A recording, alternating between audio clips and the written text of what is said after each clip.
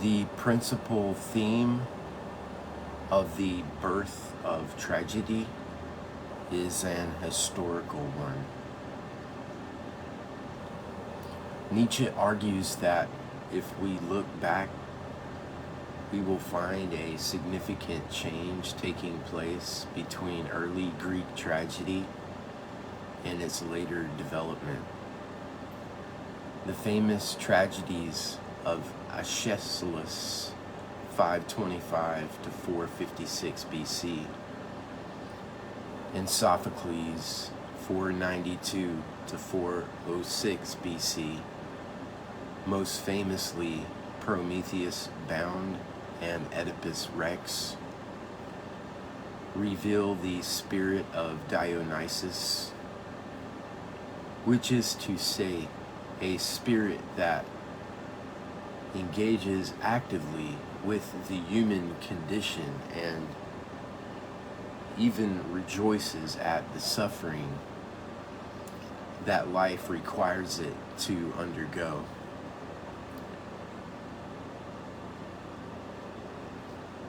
But at the hands of Euripides, 480 to 406 BC,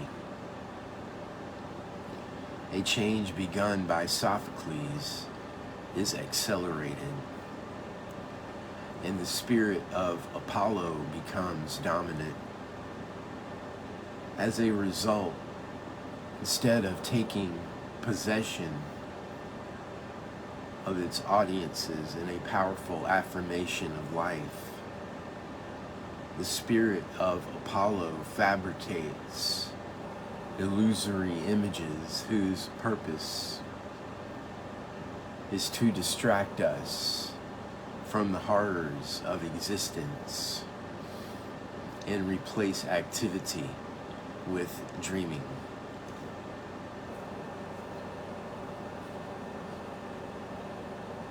We are not concerned here with the historical accuracy of Nietzsche's view of Greek tragedy. We are not concerned here with the historical accuracy of Nietzsche's view of Greek tragedy, or his understanding of Greek mythology. The point relevant to this chapter is simply his distinction between two aesthetic principles and his contention that the plastic arts and music are quite different.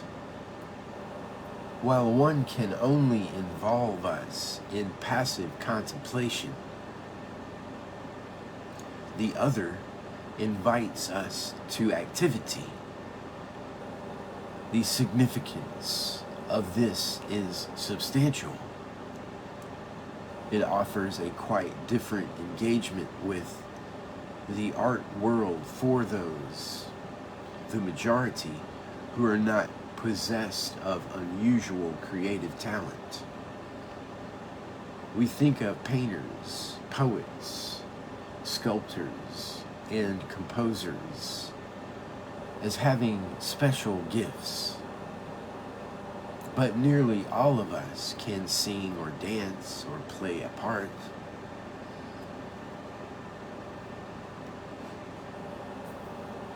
It would be deeply misleading to describe Nietzsche as a Democrat, and his philosophy of art does not especially emphasize participation over creation.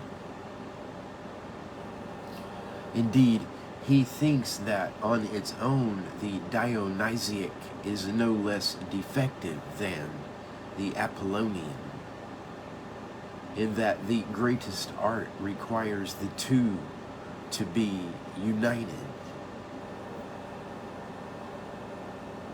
The sculptor, he says, has lost himself in the pure contemplation of images, but without a single image, the Dionysiac musician is himself nothing but primal resonance. This is an idea we will return to, but for the moment, we can use the distinction he draws between music and the plastic arts to justify an important shift of emphasis.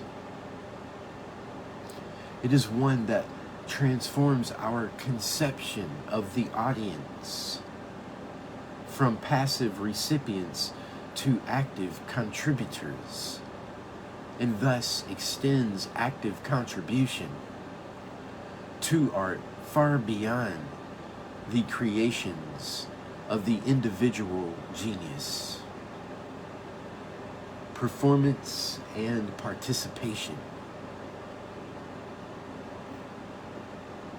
Is it true, we might wonder?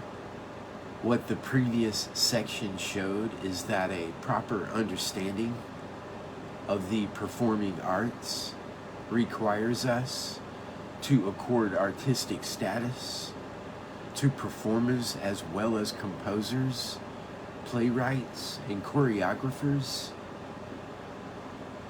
But how does this extend to audiences? The answer lies with the concept of participation. We commonly distinguish between performers and participants, but it can be argued, with respect to music and dance at any rate, that the distinction is not really very important. The case of drama will be returned to. When an audience is invited to participate, those of its members who take up the invitation cease to be the audience and become performers.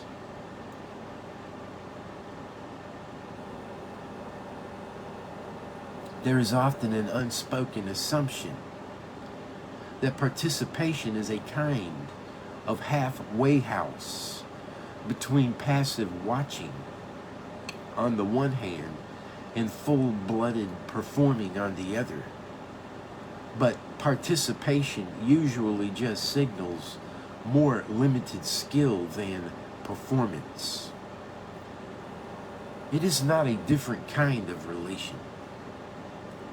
Children new to music making who are given an opportunity to join in playing a gamelan, say, will be described as participating, while the more accomplished players will be described as performers.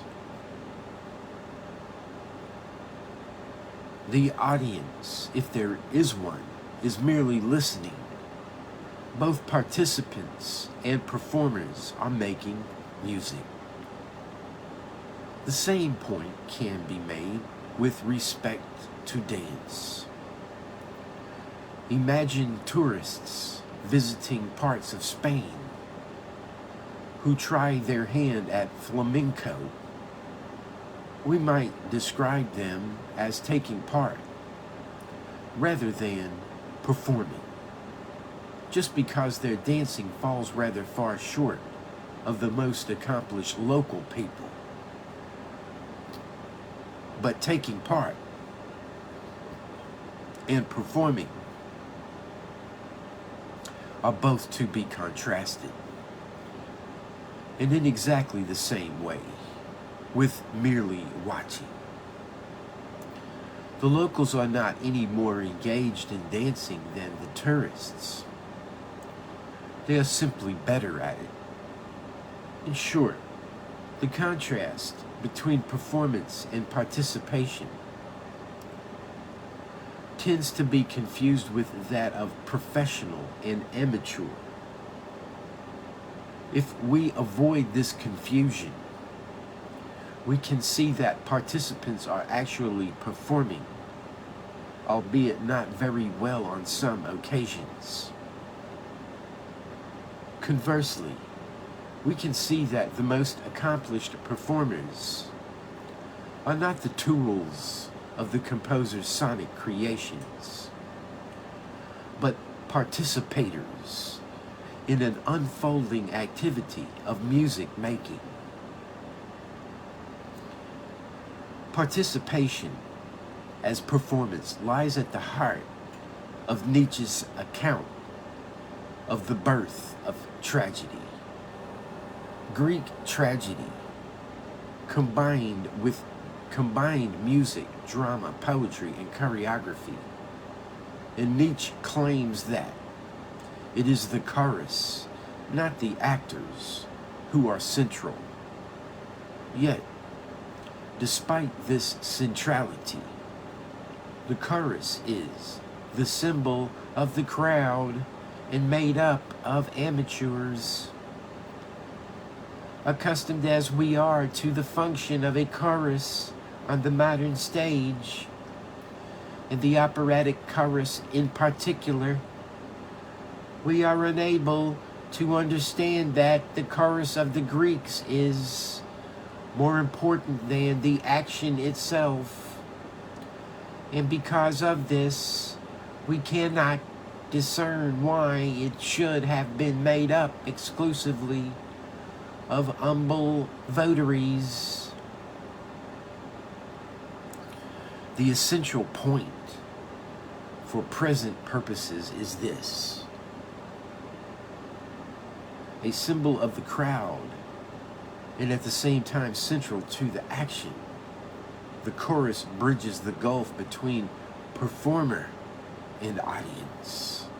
The art in Greek tragedy is not a beautiful image realized by actors, which an audience is invited to contemplate, though modern productions may present it in this way. It is a dramatic happening to be caught up in.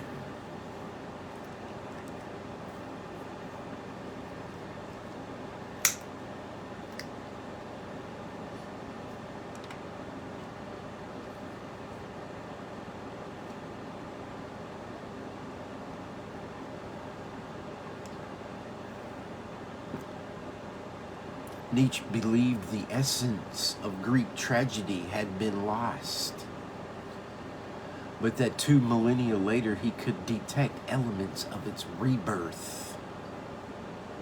Dreams of a future awakening. Surprisingly, given his profound hatred of Christianity, Nietzsche found these stirrings in the Lutheran choral as profound, courageous, soulful, as exuberantly good and delicate as the first lyring Dionysiac call. Once more, the somewhat extravagant language may disguise an important truth.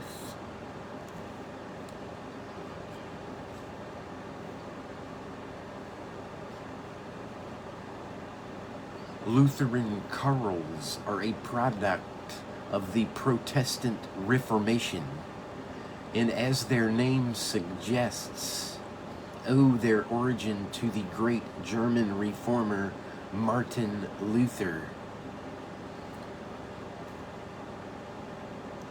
In pre-Reformation Christianity, polyphony had come to dominate church music.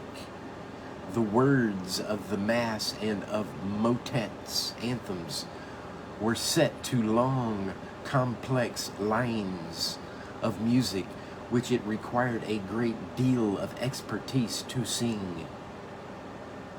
Moreover, the music usually stretched single words out so much that their meaning was lost, with the result that ordinary people attending Mass could neither sing nor understand what was being sung. Luther wanted to restore the congregation's role in singing, and so he composed simple devotional poems that could be set to familiar folk tunes or old church melodies, some of which he arranged himself. From this relatively humble origin, chorals developed into sublime works of art, and finally found their greatest exponent in Johann Sebastian Bach. Bach wrote only about 30 choral tunes, but he harmonized a further 400 or so. More importantly, he wove chorals into his two great passions, the St. John and the St. Matthew. These are settings of the story of Jesus' capture, trial, and execution. And chorus. But interspersed between the major movements are chorals, short hymns that chorus and congregation both could sing. The Passions are amongst the greatest works of art ever created.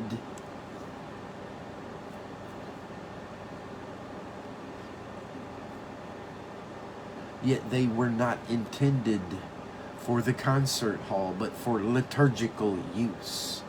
The observance of Good Friday in Lutheran churches, to be precise.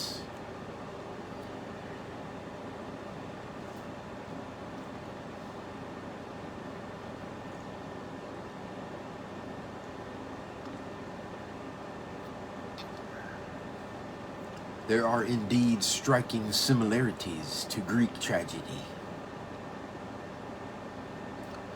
because they combine words and music in the dramatic telling of a powerful story.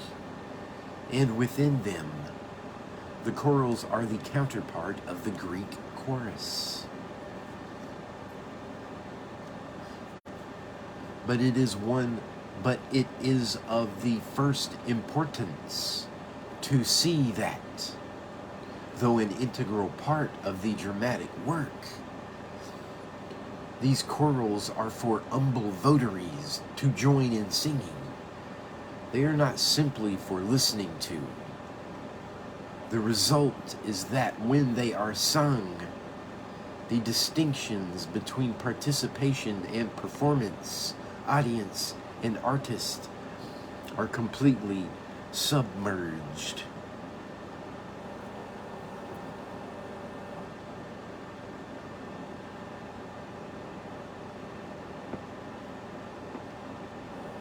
Of course, it is possible and common for especially the St. Matthew Passion to be given a concert performance when an audience simply listens to professionals playing and singing. Concert performance of this kind turns religious liturgy into art music. This transformation is most marked when the chorals are heard and sung even, without any understanding of the words.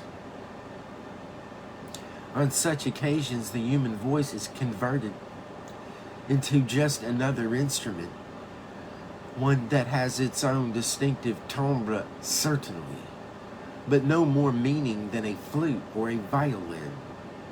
In this transformation, something essential is lost. The hearer merely contemplates the art of the choral instead of being caught up in it. This is precisely the contrast Nietzsche has in mind when he refers to two artistic deities. The performing arts, then, offer us a distinctive sort of engagement with art. The most straightforward case is dancing. Dancing is neither a sport nor a form of exercise. It is a form of art. There are identifiable dances that the dancers perform. The waltz, the polka from ballroom, stripping the willow, the dashing white sergeant, etc. from Scottish country. These performances, however, are to be engaged in, not watched. From the point of view of the spectator, in fact, most ballroom and Scottish country dancing is tedious. Dancing is something to be caught up in. Moreover, its advantage over other art forms is that it is directly available to almost everyone and open to both amateur and professional, where these terms refer not to the unpaid and the paid, but to people with quite different levels of skill and ability. This is true of the performing arts per se, and perhaps the most important respect in which they differ from the plastic arts.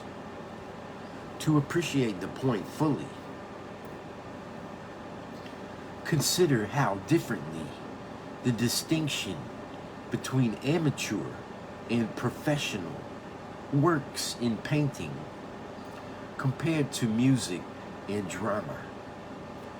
An amateur painter cannot paint a great work.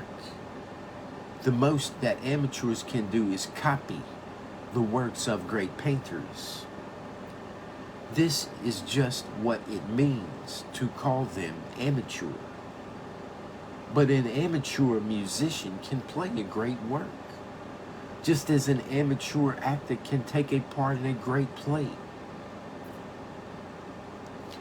If I have little talent for painting or sculpture, my sole involvement with the plastic arts will lie with contemplating the productions of others. But if I can sing at all, or play an instrument to some degree, I can perform some, not all, of course, of the greatest works ever composed. So too with drama, where people of limited skill are not confined to the role of spectator, but can get caught up in the greatest of dramas by performing in them. This is precisely what Nietzsche is pointing out in his remarks about the humble votaries who comprise the chorus in Greek tragedy.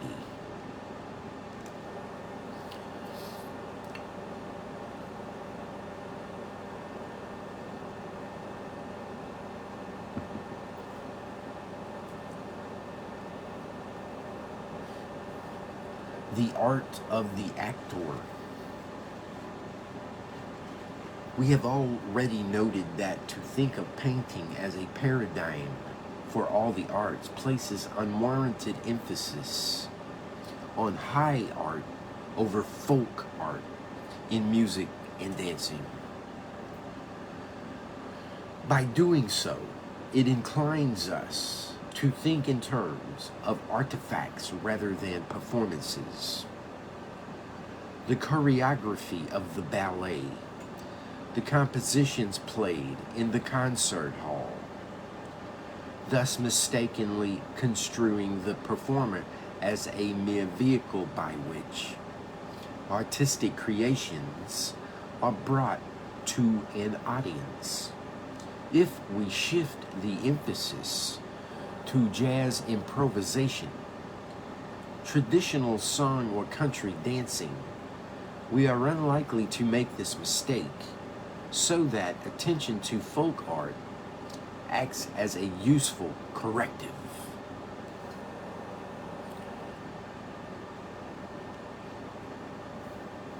In the case of drama, however, it is not easy to make a similar change of emphasis, because leaving pantomime and mystery plays aside, there is virtually no folk drama in Western art at any rate. Drama appears to be quintessentially high art in this sense. The initiative nearly always lies with a playwright. Musicians can make music without a score, and most dancing takes place without a choreograph. But actors seem to depend upon a script. What is the dramatic equivalent of a traditional folk tune like Greensleeves, or a traditional dance such as the Dashing White Sergeant? There does not seem to be one. Interestingly, and contrary to what this difference with the other performing arts might be thought to imply, theater finds artistic scope for actors in other ways, whereas a score specifies fairly closely what the instrumentalists must play. The script of a play does so much less exactly. The difference might be expressed in this way. The playwright leaves much more space to the actor in the realization of the work. This space, however, relates only to certain aspects of the drama, ignoring certain types of experimental theater. The plot, the dialogue, and the number of the dramatis personae are all laid down by the dramatist. But the characters remain incomplete, and it is the task of the actor to complete them as credible appearances on stage or screen. In early forms of drama, the Greek tragedies already mentioned, for instance, actors literally put on the character whose part they played by wearing masks. This gave physical expression to the distinction between the actor and the part, and at the same time prevented the audience from confusing the two. The modern drama, where masks are no longer worn, it is no less essential that the two are not confused. It is the mark of a poor performance when the person of the actress obtrudes into the character she plays. The overshadowing of a part by player can also happen, not because of poor performance, but because of audience recognition. This explains why the central role in a major production is sometimes given to an actor relatively unknown, as was the part of Jesus in Mel Gibson's film, The Passion of the Christ. Fame on the part of an actor can be an artistic obstacle.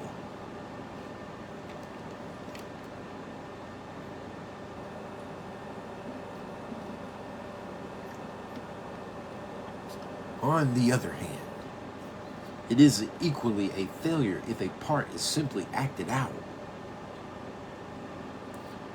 This is what often serves to make amateur dramatic productions unsatisfactory. The classic ham is not someone whose own personality shines through, but someone who is obviously acting. Actors and actresses, then, have to fuse their own persons with that of the imagined character whose part they play, so that the distinction between the performer and performed is imperceptible. One way of expressing this is to say, for the duration of the performance, the actor must be the character. Of course, there is a plain sense in which the character is not a real person, and the actor is. Marlon Brando, a real person, played Stanley Kowalski, an imaginary person. in Tennessee Williams a streetcar named Desire. But it is precisely the fact that we can completely identify Brando with Kowalski that makes his performance in the role so outstanding. One interesting conclusion to draw from this is that it is in the art of the actor that the two spirits of art, identified by Nietzsche, are most satisfactorily combined. The spirit of Apollo creates images. The spirit of Dionysus takes possession. In Greek tragedy, the image is literally a mask, and the audience is not, or should not be, able to identify the person behind it. In modern drama, the audience should not be able to distinguish between the physical person on stage or screen and the imaginary character invented by the playwright. For the audience, in other words, the actor is an image, a product of Apollo. By contrast, the person of the real actor has to be possessed by the image of the character. It is in this way that the Apollonian and the Dionysiac are unified. There is no reason to think that Nietzsche himself would have endorsed this conclusion. To begin with, The Birth of Tragedy was his first work, and subsequent works did not much explore its further implications as revise his view of art. But in any case, he identifies the spirit of Dionysus with the spirit of music rather than drama. Is there then some similar unification of activity and image in music? The answer, it seems to me, is yes. But the identification of player and music is less than total. There are several reasons for thinking this. First, the animating spirit in a theatrical performance is the whole being of the actress, her thought, action, utterance, feeling, physical presence.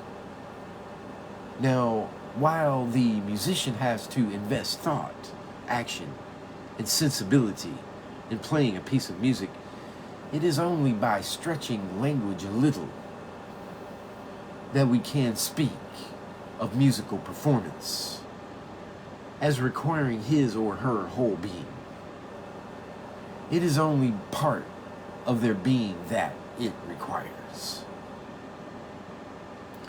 We come closer to total absorption in singing, but it is hugely important that this involves words.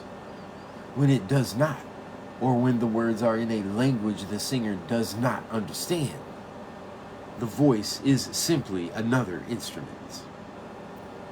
Second, what the actor realizes is a whole personality, an imaginary person, in fact.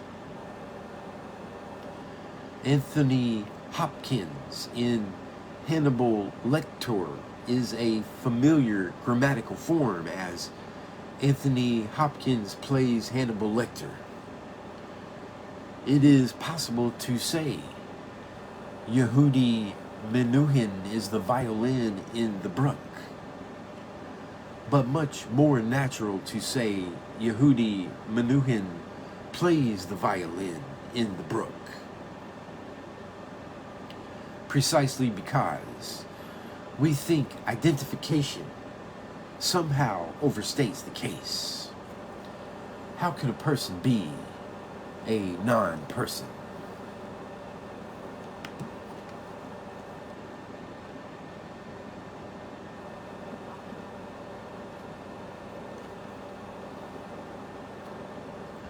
Third, the term image goes most naturally with the idea of representation. And as we saw in chapter 5, there are serious limits on the representational powers of music. Pianists who bring the full force of their musicality to a performance of Debussy's Clair de Lune can only in a limited way be said to be possessed by the image of moonlight, since, while the sound of the piece has a certain appropriateness when we think of the moon, strictly there is no image before us or the player at all. There is a deeper unity to be found between music and its performance. However, once we have abandoned the idea of visual images and representation, chapter 5 concluded that it is more illuminating to think of musical compositions as created worlds of aural experience. Their creation requires both the imagination of the composer and the music making of the player. The composer imagines the world, the audience apprehends it, but uniquely, performers wander in the world they make, and in this way, both contemplate it and are possessed by it. Summary. This chapter has paid special attention to the performing arts of music, dance, and theater, since they differ from the plastic and literary arts in certain ways. Crucially, it seems that a key element in understanding their special nature is to recognize the indispensability of a third artistic element, the instrument player, the actor, the dancer, that bridges the relationship between creator and audience, and which has no counterpart in the relationship between author and reader or painter and viewer. The importance of artistic activity has tended to be overlooked in favor of art objects because painting has so often been taken to be the paradigm for all the arts. It is possible to construe music as painting and sound, and dance as painting and movement. But to do this is as distorting as it would be to insist that all the sciences must be modeled on physics. In The Birth of Tragedy, Nietzsche tries to lessen the grip of this paradigm by focusing our attention on two spirits at work in art. One has to do with contemplating objects, and the other being absorbed in activity. This alternative analysis to the dominant Kantian aesthetic enables us to make much more sense of the performing arts and why we value them. However, Nietzsche holds that ideally the best art will unite contemplation and participation. The art of the actor seems to provide a context in which we can make most sense of this idea, but the understanding of music that we arrived at in chapter 5 also allows us to find a deep unity between music makers and the music they make.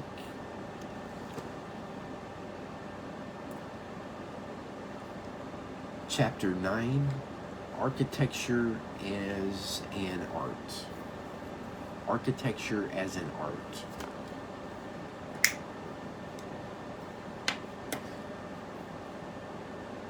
The general question on which we have been focused so far is the value of art.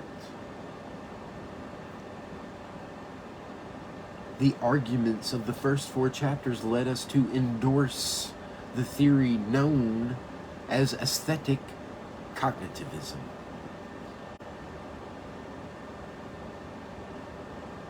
This holds that art is at its most significant when it deepens and enriches our understanding of what it is to be a human being.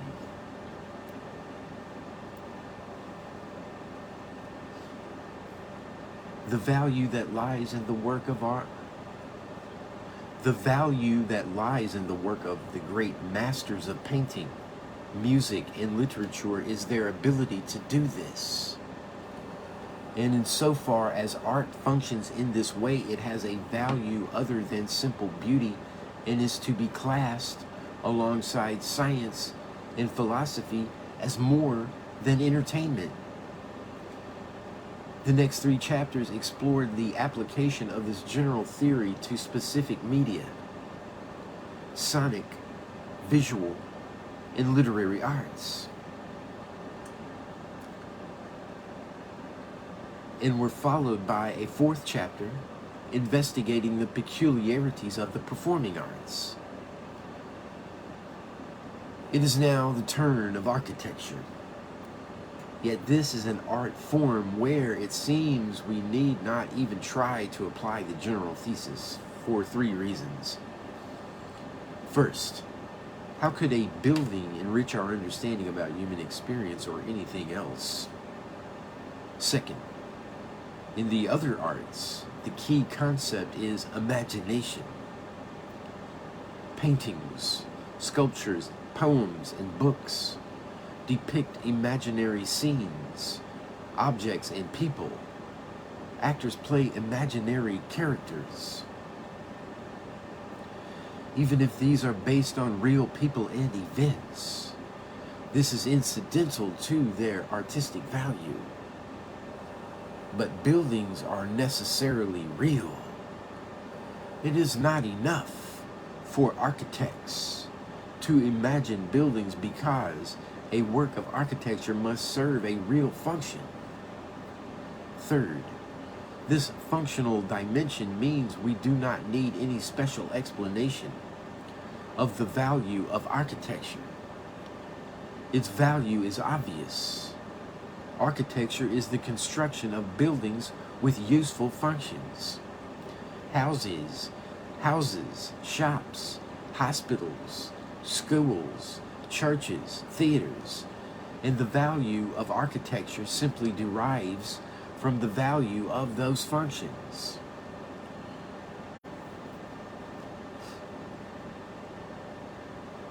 On the basis of this 3rd point, someone might reject any normative theory of architecture, not just aesthetic cognitivism, and insist that architecture has purely instrumental value. To do so, however, raises a doubt about whether architecture is an art at all. In general, we distinguish art from design, and one obvious way of making the distinction is to say that good design is valuable for some extraneous purpose, whereas art is valuable in itself. Knives, chairs, and washing machines can all be beautifully designed, but the test of their value is how good they are for cutting things up, for sitting on, and for laundering clothes. Art does not have any use external to it, so what value it possesses cannot be utilitarian. But if artistic value is to be contrasted with instrumental usefulness, and if the value of architecture lies in its usefulness, how can architecture be an art?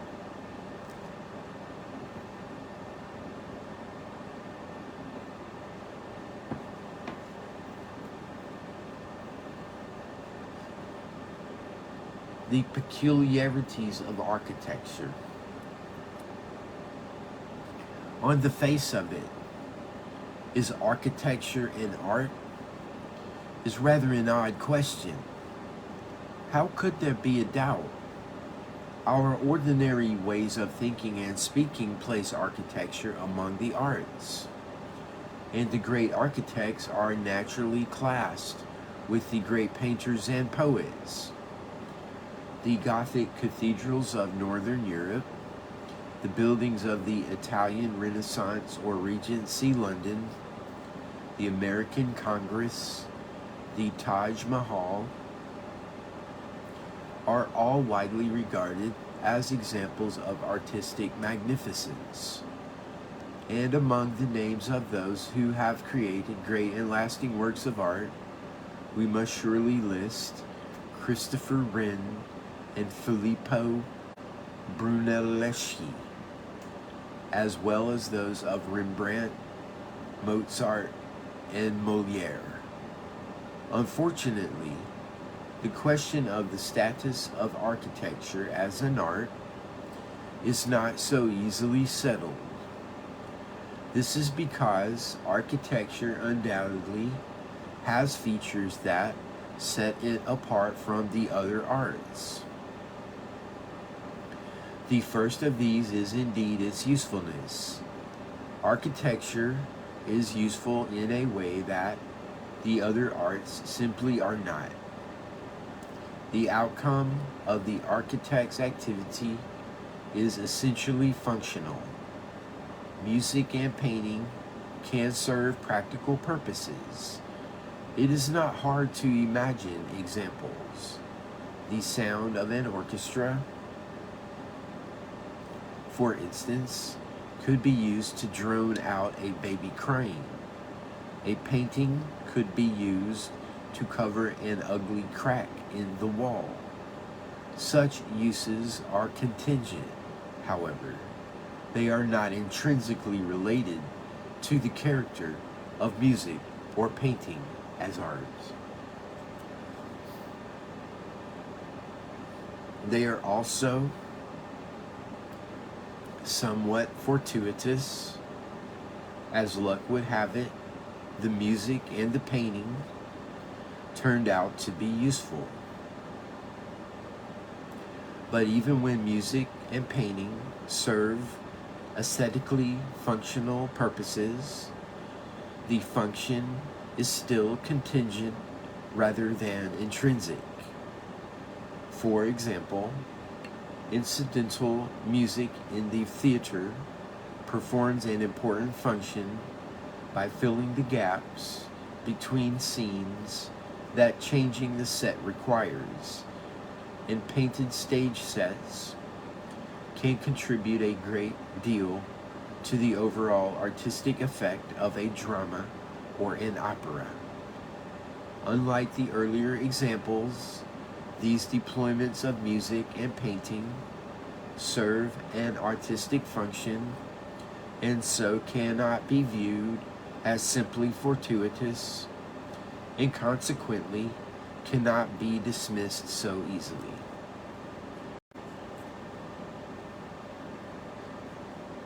Even so, in neither of these second examples, music and painting in the theater, can the aesthetic purpose be regarded as essential. This is because, removed from the context of their theatrical use, both have value in their own right. It is possible to listen to incidental music for its intrinsic merits and disregard the contribution it makes to the play for which it is written. Mendelssohn's music for A Midsummer Night's Dream is a good example. Indeed, nowadays, most people probably know it best as a piece of music in its own right rather than as an accompaniment to Shakespeare. Similarly, stage sets and backdrops, though not often exhibited as works of art in their own right, clearly could be. Even more important than the possibility of independent worth is the fact that we can intelligibly prefer to listen or look at such things in isolation from their original context, in the belief that they have greater artistic merit on their own. Arguably, this is the case with the Schubert's music Entr'acte from Rosamund, which are rarely heard in the setting for which they were written, since the play is now virtually forgotten. The possibility of independent existence and independent merit is important because it shows that music and painting can fail to satisfy the artistic use for which they were originally intended, and yet continue to have aesthetic value. Music that does little or nothing to intensify the drama for which it was written, for instance, may nevertheless succeed as music. The spectacular backdrop of a play that fails may be the only aesthetically interesting thing to emerge from it. A poor film may have an excellent score. Something of the same can be said for sculpture, drama, poetry, and so on. But the same cannot be said for architecture. Whatever else architects may be said to do, they build things. And this means that they necessarily operate under certain functional constraints. A building that fails in the purpose for which it is intended is an architectural failure, regardless of whatever other more decorative merits it might have. The simplest mark of such failure is that the building falls down, but there are others of greater interest. The architect who designs a house in which comfortable and convenient living is virtually impossible has failed. However attractive his building may appear in other respects, something of this sort can be said about some of Frank Lloyd Wright's highly praised houses, despite his express intention to the contrary. The same is true of those who build office blocks, hospitals, universities, factories, and so on.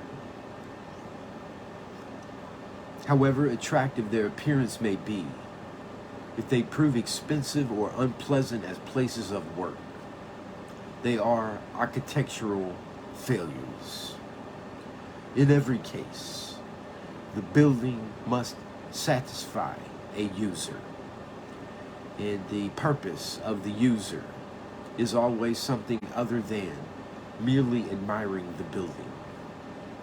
As someone has said, it is important in buying a house to remember that we do not live in the garden.